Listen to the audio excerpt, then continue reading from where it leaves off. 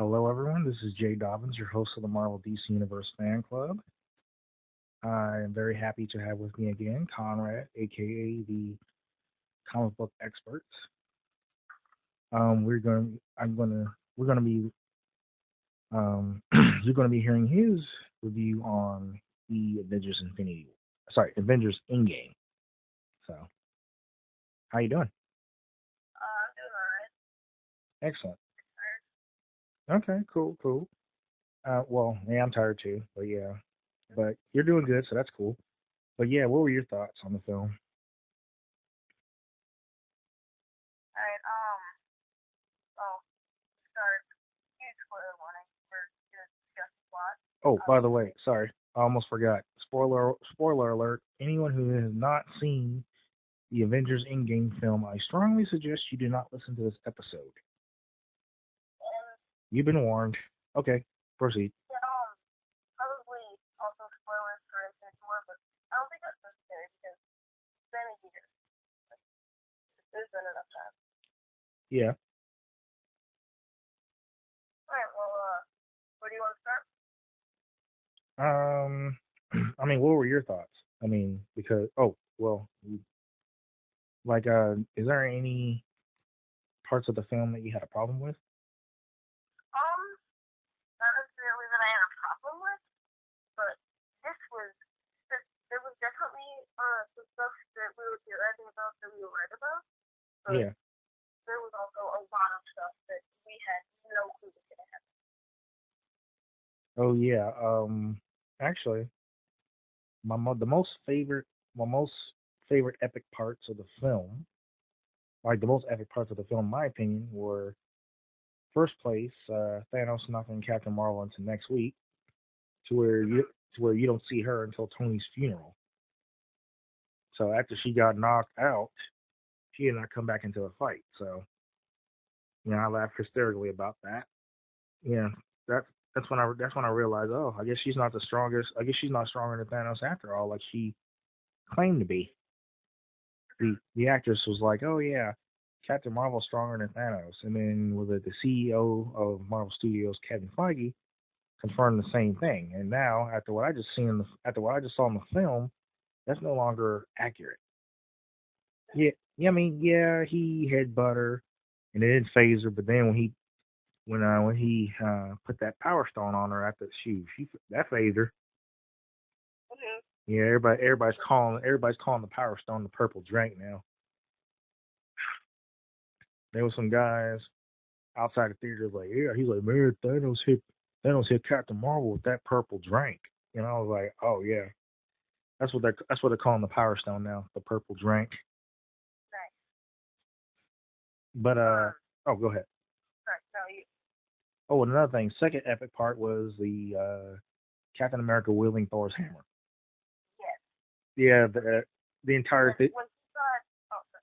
go ahead. Well, I'm just saying, like the entire theater went crazy when that happened. My heart, I was very shocked. I was like, wait a minute, did that just happen?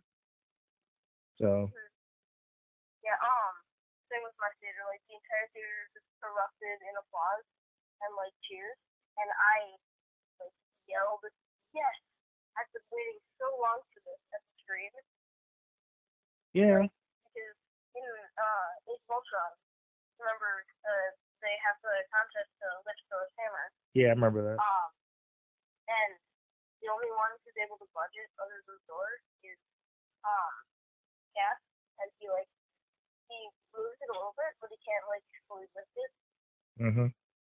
Yeah, Thor was worried, but then when Vision picked up the hammer, everybody was Mm-hmm. like, "What?" Let's not forget, Vision was not human, so I guess that counted. So yeah, Well, okay. Um, again, major spoilers here, but I was not expecting them to kill Thanos within the first 10 minutes. I didn't expect that either. Like, and Thor's line delivery, that was pretty perfect. What did you do? I went for the head. Yeah, that was good. He finally went for the head. I was like, yeah, he should have went for the head before Thanos snapped his fingers. Right. So I'm thinking like, and by the way, I don't recall seeing Thanos' scar. Like I never saw. I guess the left side of his face scar. I never saw that. Like on his left side of his face.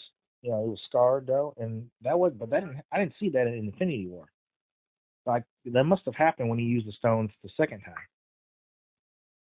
Yeah. So, and he was like, it nearly killed him. Mm-hmm. But And yeah, that's why it killed Tony Stark because he yeah, was able to do it, but he made the ultimate sacrifice. that part made me angry though. Yeah. That Iron Man died. So I was mad about that, and I was also mad that Black Widow died. Yeah.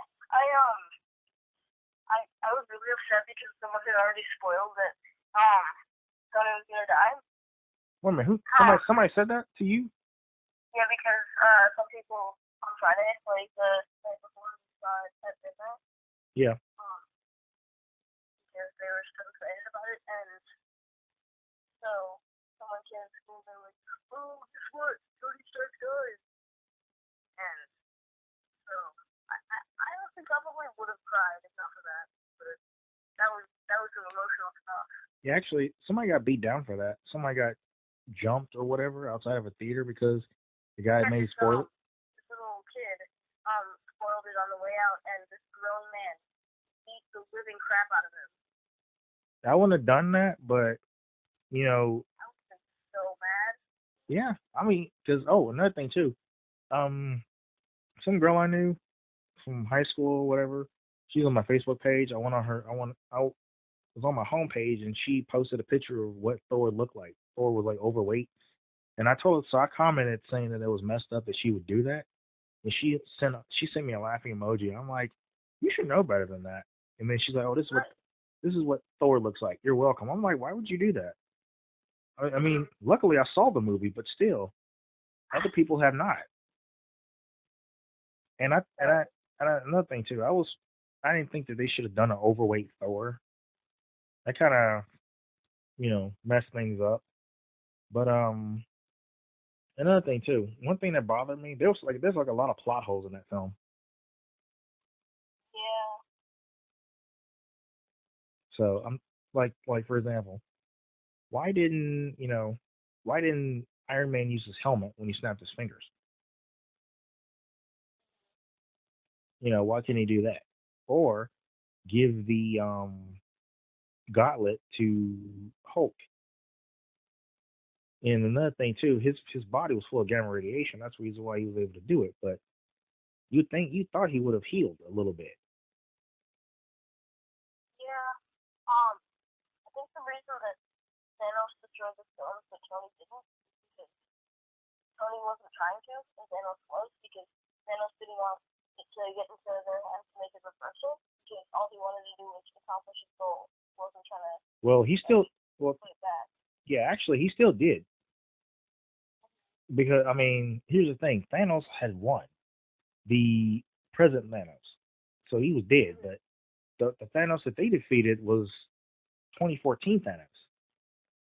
So I don't count that to be honest with you because I was like, Thanos accomplished his goal regardless whether they undid it or not. Because what they did was bring everybody back within 5 years. And this time travel thing, I hope I hope it can, I hope it can flow because now that Disney has the rights to X-Men and the term mutant and also Fantastic Four, I'm pretty sure they're gonna be doing time travel at some point too. And they ain't Well, they're not gonna introduce. They said that they're not gonna introduce any of the box properties in Phase 4. I know it's gonna be. I say it's gonna be 5 years before they do that. 5 years or more. But one thing I know for sure, they're not going to use the quantum realm for time travel. Yeah, not anymore. Well, I'm just saying because let's not forget you have different type of time travel. You know, and like in the X-Men universe, you have time. You have like three mutant time travelers. One was Cable, which he used a computer in his metallic arm that enabled him to travel through time. Bishop had to use an armband in order to travel through time and exist within the axis of time. And then Trevor Fixroy, he was a mutant. What he did was he absorbed your life force in order to create time portals. So there's like a lot of different type of time travel. But in the MCU, you got the quantum realm, which you can use. But however, you can't mess anything up. Right. And another thing that bothered me too, Gamora killed her past self. So why didn't she die? That was kind of weird. Yeah, when people are. Yeah, well, I mean, so what did I say? You said Gamora. Okay, sorry, I didn't mean Gamora. I meant Nebula. My bad. I forgot. Okay, but, yeah. Yeah, like if you kill your past self, like remember one of time travelers, you kill your past self, then that makes it impossible for you to exist. Right, but in that case, Nebula existed. That's why I was like, wait a minute, she killed her past self, so why is she still alive? That's kind of weird. But then it was like, but then somebody had a theory saying that they were linked, so they were linked to one another. So if Gamora has her memories or whatever, or then I guess since they were linked to one another, I guess that doesn't count if you kill your past. That's why. So that really didn't make sense. But yeah, Gamora, like not Gamora, Nebula should have died. So yeah, that part got me scratching my head. And then on top of that, they said don't change anything, just get the stones. But then you have to get the stones. Once you get the stones, once you use them, you have to put them back, take them back to where you got them. A lot of stuff. Yeah, because it's going to create an axis or whatever, or it's going to create let's just say some bad crap's going to happen. Like you're gonna create, I guess, an alternate universe where it all hits the fan. Exactly. The crap hits the fan. And knowing me, I don't like standing next to him. I wouldn't be standing next to about anyone if that happens. Now, another thing that worries me about the stones. See, the end game they said it's the end of the Infinity Saga, but I don't think that's going to be the last time we're going to see those stones. No. Because let's not forget Adam Warlock. Yeah, he was hinted at in one of the post credit scenes for Guardians 2. Yeah. The Sovereign in one of their birthing pods has someone named Adam. Dude, trust me, a lot of people. Anyone who's a comic book nerd can pretty much know. Oh, Adam Warlock's coming. Yeah. But we thought he was going to be in Endgame, but then we found out later on he's going to be in Guardians of the Galaxy 3. Volume 3. So, and I'm thinking like, okay, Guardians of the Galaxy 3 is going to take place after the events of Endgame. Along with, what's that? Yeah. No. I'm just saying like, it takes place after the events of Endgame. So, and Spider-Man Homecoming also takes place after the events of Endgame, along with Doctor Strange 2 and Black Panther 2.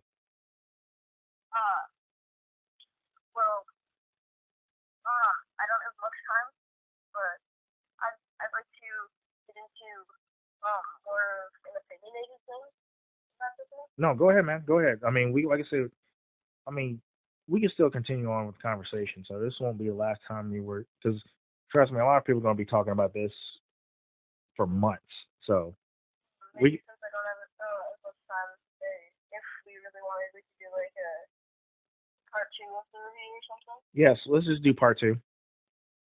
So, but right now, you just state your opinion. All right. So I'm just gonna say this movie, while it does have plot holes and it does have things that I'm not too fond of, this movie is so much fun. Like the first act is kind of slow, it's setting everything up. Yeah. But it's so much fun.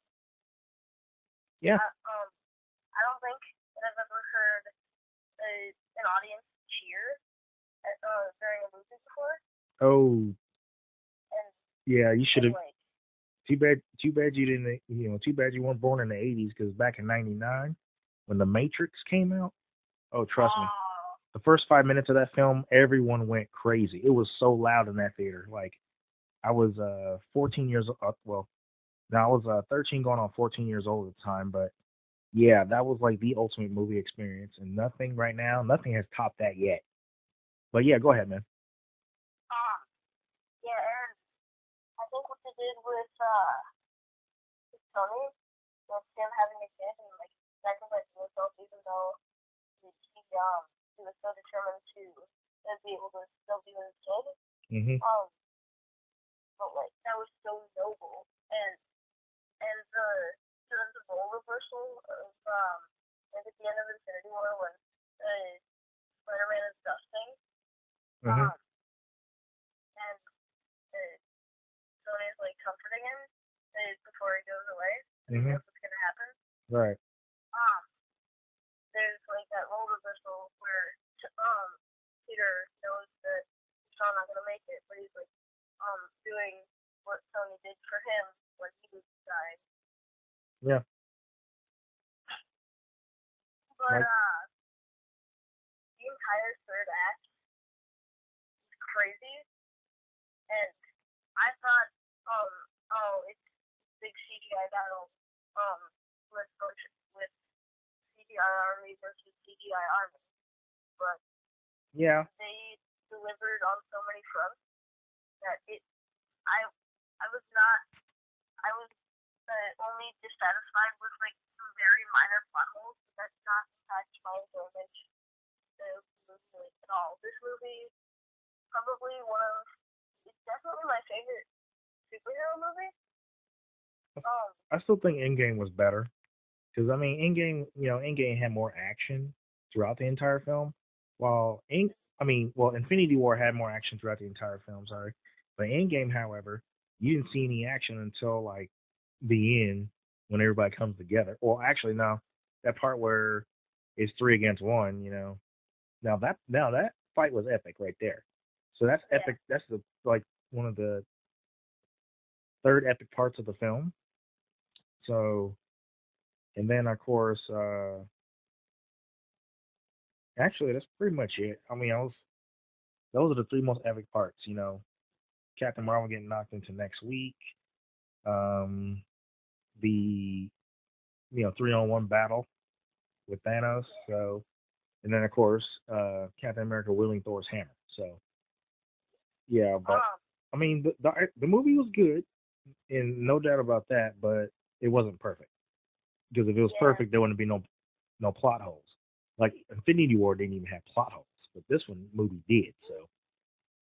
Um, yeah, but um, the thing I'd like to talk about real quick before I go Mhm. is um them traveling back in time to the stone.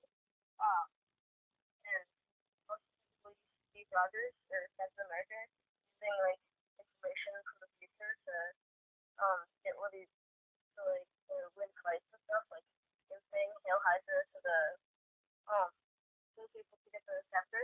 Yeah, that was pretty funny. Actually, that's the fourth epic part of the film. Everybody's like, "Oh, Captain America's Hydra. Oh, that means something." So then, of course, they let him have the scepter. But I thought that was funny because I was like, "Oh yeah, that's right, Winter Soldier." Shield Yeah, was. but and I'm also thinking about oh my god, the Captain America versus Captain America fight. Oh, that was good. Yeah, that was I just had this huge stupid grin on my face the entire time.